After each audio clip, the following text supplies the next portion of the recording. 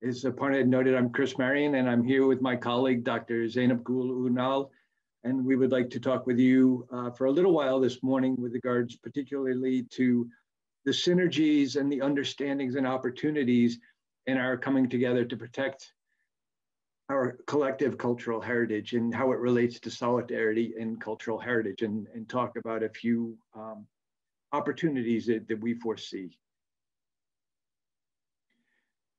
Just in getting started, Aparna had noted, hopefully everybody has at least heard of ICOMOS, the International Council on Monuments and Sites. We are a global NGO and a group of experts that are involved with helping to conserve and protect historic buildings and structures and landscapes.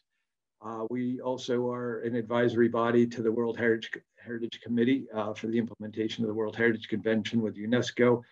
We're all volunteers. There's about 11,000 of us. We have 95 national committees and approximately 27 international scientific committees, of which Zeynep and I are both on the board for the International Committee on Risk Preparedness. And under ICOMOS, we are the entity that really looks a bit closer at different types of hazards and disasters and helping protect our cultural heritage. So with that, just in getting started briefly, it's obviously, we've been living in the world of COVID the last year. There's other man-made natural disasters have obviously continued on and not stopped for any of this. And as we well know, what has happened in the last year in Croatia with 2 earthquakes in March of 5.5 and in December 6.4 on the Richter scale. So quite severe earthquakes in Croatia. Over the past year, we've also seen a significant amount of wildfires occurring throughout the world on a number of different continents. We've also had an earthquake in Turkey, which Zeynep will talk about in a little bit, just a few months ago, back in October.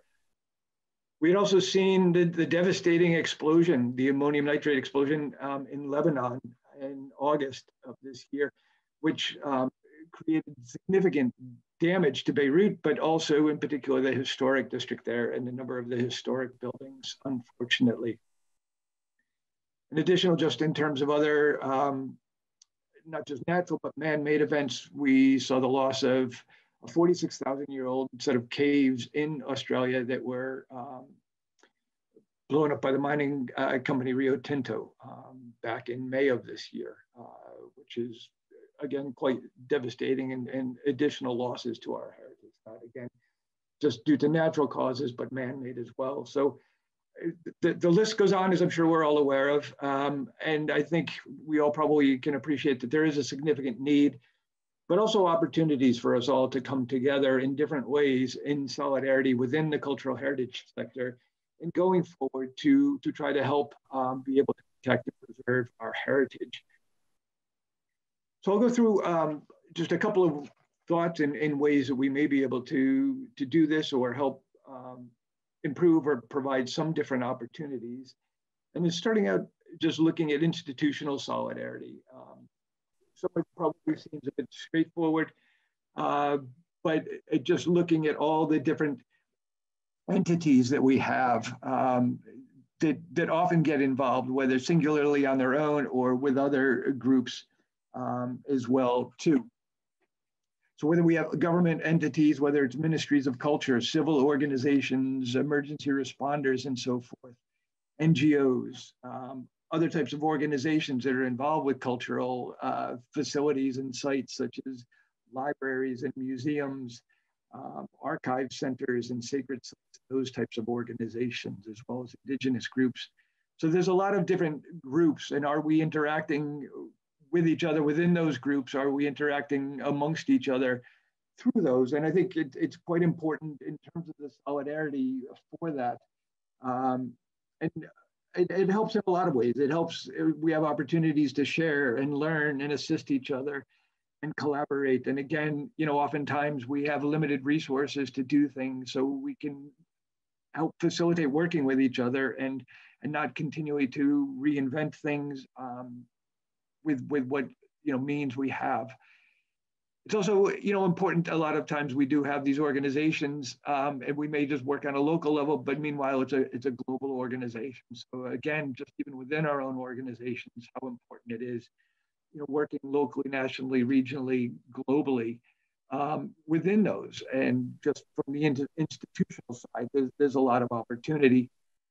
And one of the last parts too is just, again, disaster risk management, it involves, what happens before the event and the mitigation and preparation that goes into that, as well as the response and recovery. And that we should be getting involved with all those because they are also closely interrelated and interlinked within this, that we're not just kind of pigeonholing people into one part and they don't really get the chance to work on others to see how they all fit together. And it's so important and critical. So it's helpful, and there's some opportunities there on the institutional side. Also, in terms of looking at safety policies, regulations, laws, just even national disaster management plans, there's often opportunities where we can have input into that, to making sure that cultural heritage is being appropriately protected. A few years ago, a lot has been happening with the Sustainable Development Goals as well as the Sendai framework.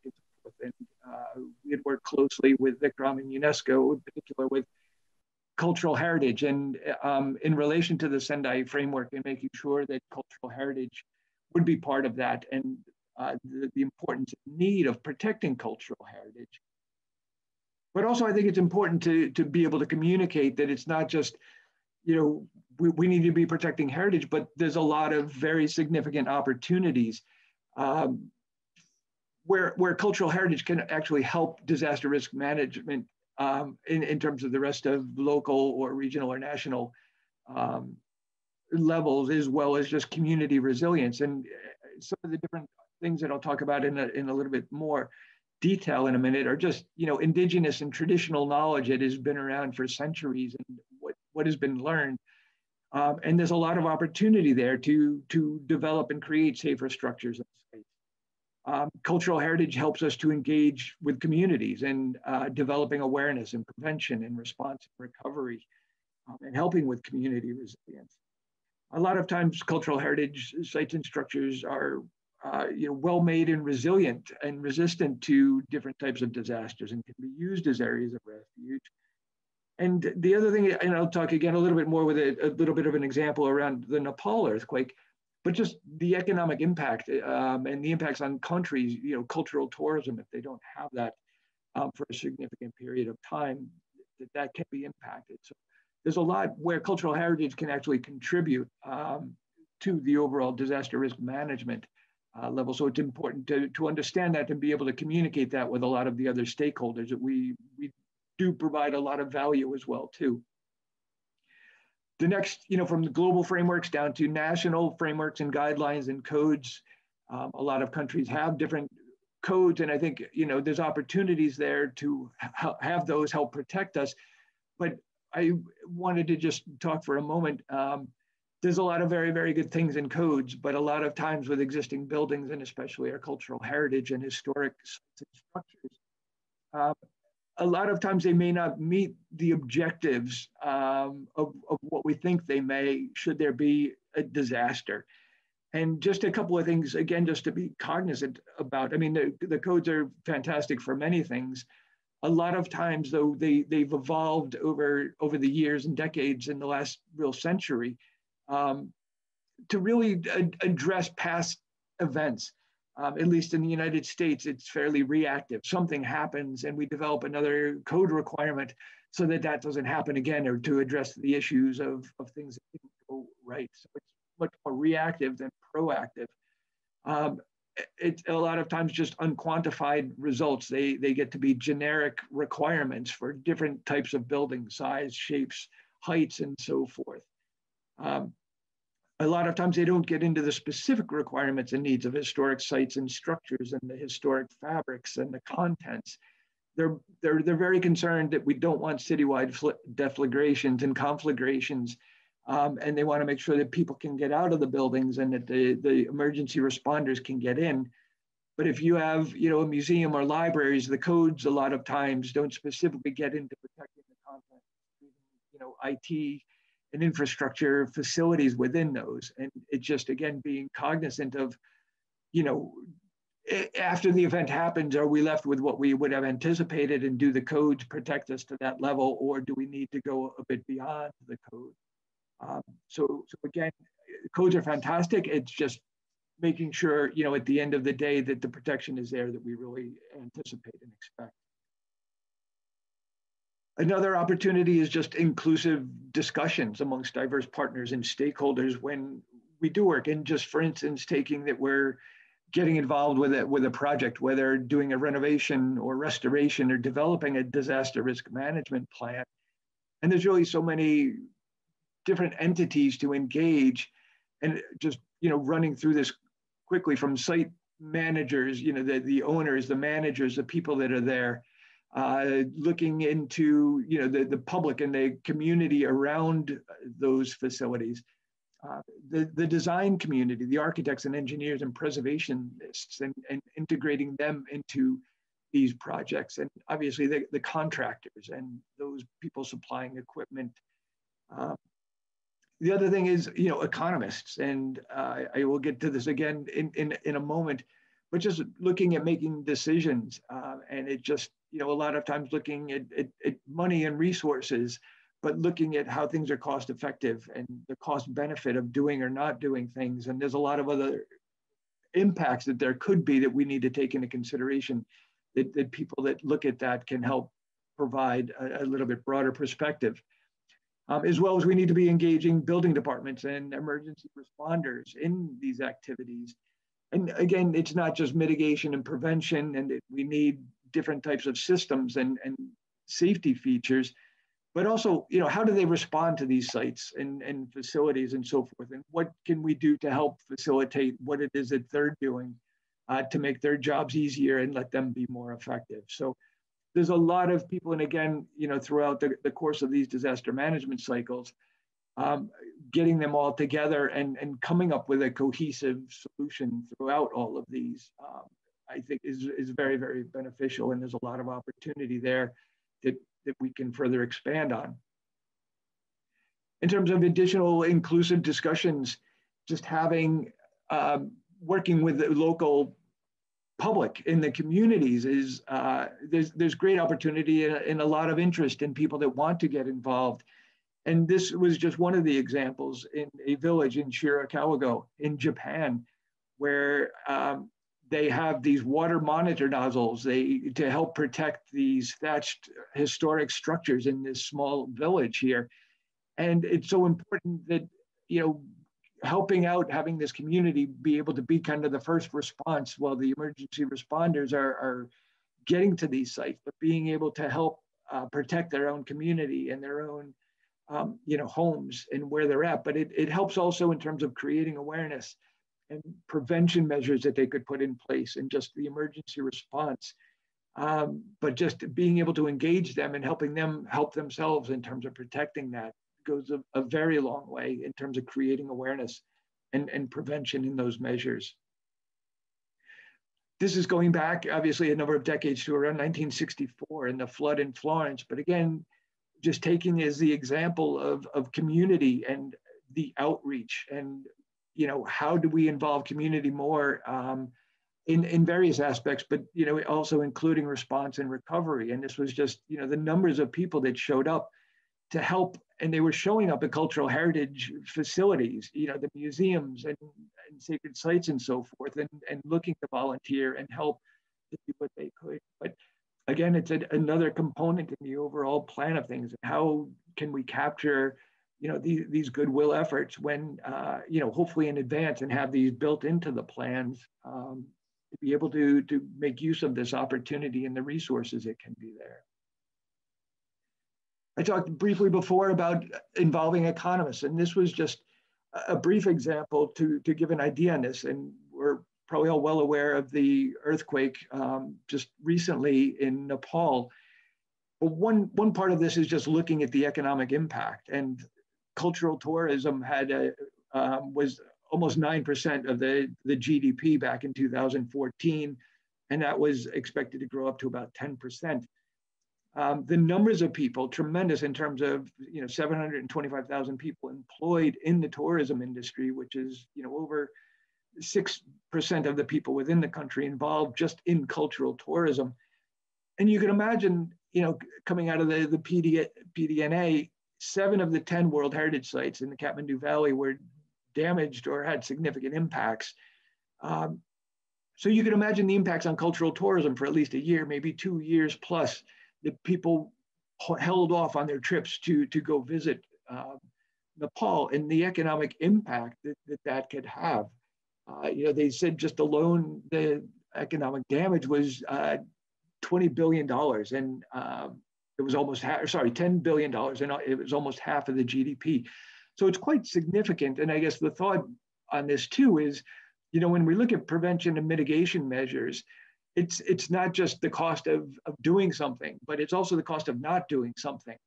And if we are prone to different types of hazards in these areas, what is that cost of not doing it versus doing it? And a lot of times there's a significant difference, and oftentimes it helps drive or make those decisions that it really isn't worth investing in this money, because if this does happen, we're going to save significantly from having to rebuild and so forth. So, having others such as economists as part of this is important, as well as then just, working with the local communities and museums and facilities therein. Some of the different museums and cultural institutions can actually play a part in terms of creating awareness and capacity building, which then leads us, overall into capacity building. Again, it's a broad range of people that we need to be not just involving in these conversations, but how do we help build capacity around what cultural heritage is and why we need to be protecting it. And it's, this is just a very small sampling of the different people, from the owners and designers and occupants and public and emergency responders, who again are so important in looking at disaster risk management and how we go about protecting that.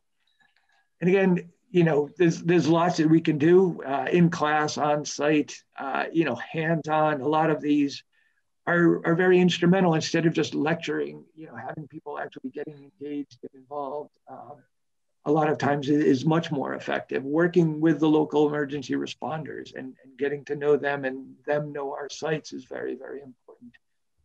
And again, there's a lot that can be done, as we probably all well know, over the last year, as we are here this morning, being able to use Zoom facilities and other types, but at least be able to reach out and continue these capacity building activities. One of the other things is just looking at the need at all different levels. And this was just looking at restoration, and as Aparna had noted, I do a lot of work around fire. And I often see when fires happen that restoration work was going on. And this is just a very vulnerable time in the kind of the life of these historic structures. A lot of new ignition sources are introduced. A lot of the fire safety systems are being installed or repaired.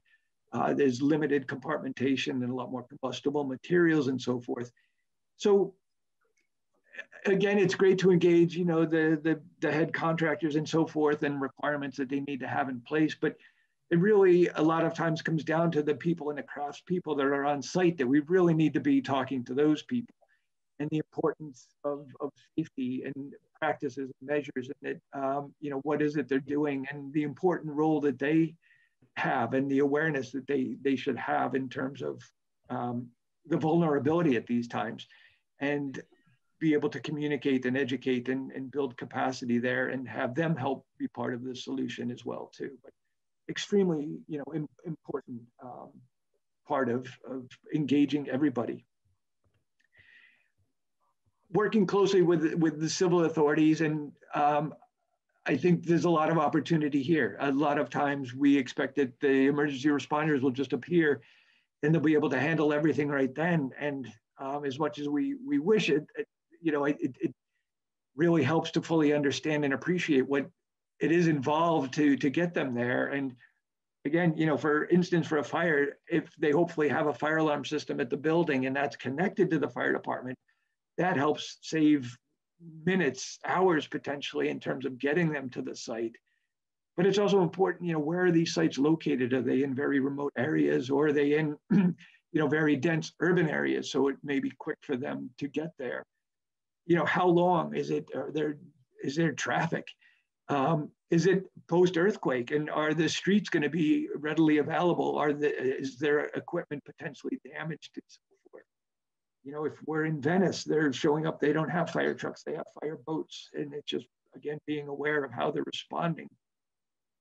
It's important to realize too, when they're getting there. This was a fire at a church in the middle of Manhattan, actually. And you can see, tremendous the fire and the flames that are coming out of this. And you can see in the lower right corner, we have one fire truck that is just arriving and starting to connect to the hydrants. And really, do they have an opportunity at this point to really be effective at doing anything? I mean, this is very, in the very advanced stages of this fire. And how can we help them be able to get there sooner and really be able to deal with and manage this fire much earlier, so that we can prevent things like this? How do we get them close to the building and through back alleys, and if we have very close adjacent buildings to each other, and giving them protected routes to get up to upper floors? Just being cognizant of what equipment they have, just in terms of their personal protection equipment. How close can they get to the building without being injured from the heat or falling debris? Can they enter the building? Do they have breathing apparatus? Do they have proper ladder trucks and things like that? Can they ventilate roofs? Or is that going to take some time? Do they have sufficient water? This was a fire up in Canada, and you can see this is roughly 9 hose streams at roughly 200 gallons per minute, so several thousand liters per minute of water. And this was still a significant loss, even with all these resources there. So, again, just being cognizant of what they may need and talking and engaging them to make sure, that we can help them as much as possible. And also on the flip side, they also can help us in terms of helping protect our heritage, in terms of trying to limit damaging from water potentially, or helping be able to remove artwork, for instance, or some of the artifacts during or after an event to help protect that. So there's opportunities in a couple of different ways with civil authorities. One of the other things is just indigenous and traditional knowledge as well too, and just looking at, for instance, what has gone on for centuries, and for example in Japan, and how they built the temples, and how these temples have survived earthquakes over centuries. So what is it that we can actually learn from this knowledge that has been there, instead of trying to do things that are different? What is it that we can look at and learn? Going, to Haiti and post-earthquake in Haiti or Kashmir. So again, it's just looking at a lot of the historic knowledge here, and what has been used before. And this was just in Ayutthaya, that centuries ago, they were even having gates around their the overall island to protect that. There's a lot, again, from traditional knowledge that we can. And even with the wildfires, again, the Aborigines in Australia and the Native Americans used to do a lot of pre-burning to help limit the extent of wildfires. So with that, I would like to just quickly, just looking at other synergies, such as people outside the cultural heritage industry, to be able to link with that. And I think Zeynep may talk about this briefly as well too, but not just within the cultural sector. But the last thing is just, to think about outside the cultural industry, and using satellites, for instance, in terms of detection or monitoring historic sites and so forth. But there may be opportunities there as well too. So with that, let me turn this over to Zeynep to continue on and finish the rest of our discussion. Thank you. After Chris' presentation, I would like to give you some few concrete examples of how the definitions and the suggestions given the previous part of her presentation contribute to the solidarity in disaster preparedness and response space. We usually, heritage expertise, not concentrate on the 0 second, when the disaster hit. we usually concentrate on after the first response phase. Now we are trying to remove this R 0 second as heritage expert to the emergency response 0 second. This is one of the examples that I wanted to show you that it was a big, it was an earthquake hit Turkey in October 30 in Izmir, and couple days after the earthquake, heritage experts were on the field again for assessing the situation and the damage. Professional networks formed by meetings, joint studies like we are doing right now, the conferences, projects, and the training during the silent times, provide us a resource and support from which you can get safe, accurate information, especially in times of disaster. And I would like to give you the example of the collaboration. In 2019, a 3-year cooperation decision was made between ICOMOS, the ICORP National Committee of Turkey. And one of our joint works in this context was participation in the participations on the Euromodex exercise. As you can see, our collaboration actually, the agreement is started 2019, but collaboration is started before. This is from the training course of Cultural Heritage Without Borders, Albania in 2016, Aparna, with Aparna. And this is one example from Ankara, another training between the heritage expert and the search and rescue experts. And this is one of another example from Izmir, Ephesus, 2019. And yes, this exercise held in July, and our mission on behalf of heritage expert was to contribute to scenario and the execution of the exercise within the white cell. And you can see that how we prepared the area for the search and rescue groups as an heritage expert. Okay, I want to show you the video that from that exercise, how the heritage experts contribute to the search and rescue.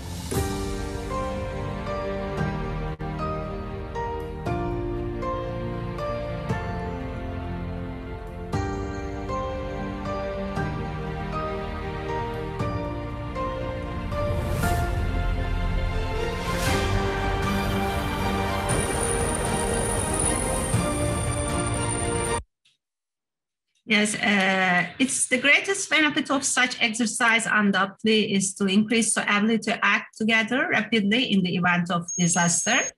And another example from the course that Aparna is leading, First Aid to Cultural Heritage. And again, this within the scope of this cooperation, we come together in 2019 for the First Aid to Cultural Heritage course of ICROM. At the same year on November. As the photo you see from the exercise phase of training, actually, the team is preparing the area for the exercise. Unfortunately, a couple hours later, I need to move to Albania for response to earthquake in Albania.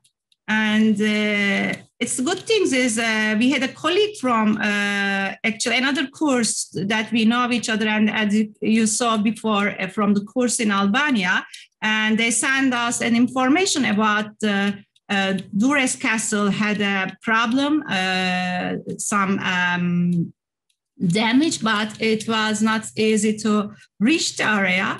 After we finished the search and rescue,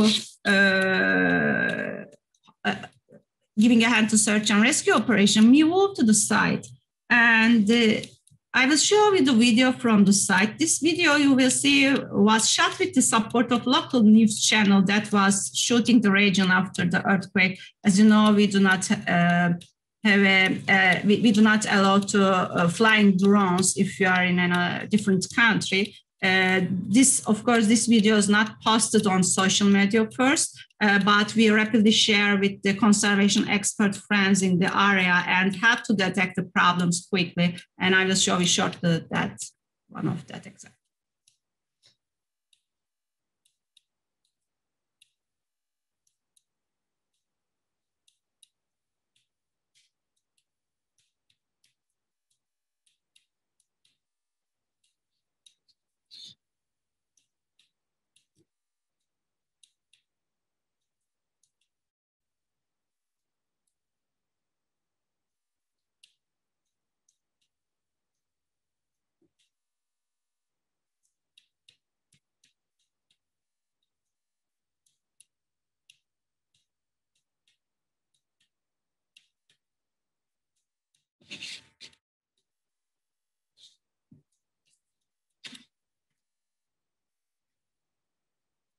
Yes, it's good to see that day by day we have a more close working areas with the emergency responders. Probably you will have one of the examples today. AFAD Turkey and Italian Civil Defense Mechanism and ICOMOS are working together on pro-cultural heritage project that they will present.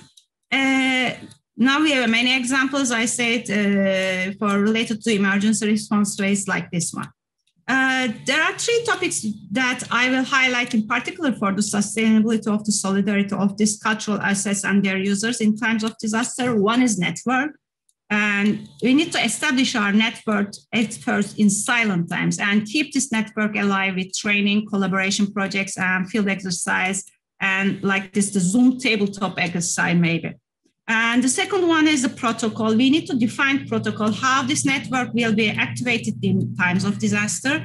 And the last is solidarity in the emergency phase. We know that one of the times when the solidarity is... Sorry, Zeynep, you are sharing your slides. Are you sharing your slides? We only see one slide. Yes, you see only one slide. I'm not sharing the slides. It's okay, it's okay. And the information that obtained from the field at this stage is the most critical for disaster preparedness and essential for the solidarity. I think, lastly, I wanted to say that for emergency responders, for humanitarian aid, they are using the same cluster system, as you know, since the 1991. And the one slice is still missing. I think it's time to fill that missing part with the cultural heritage. I don't know, the cultural heritage expert organization, NGOs, but it needs to be defined how to work in times of disaster. I would like to thank the organizers of this meeting for enabling another network to paved the way of new collaborations developing around the matter of solidarity. Thank you.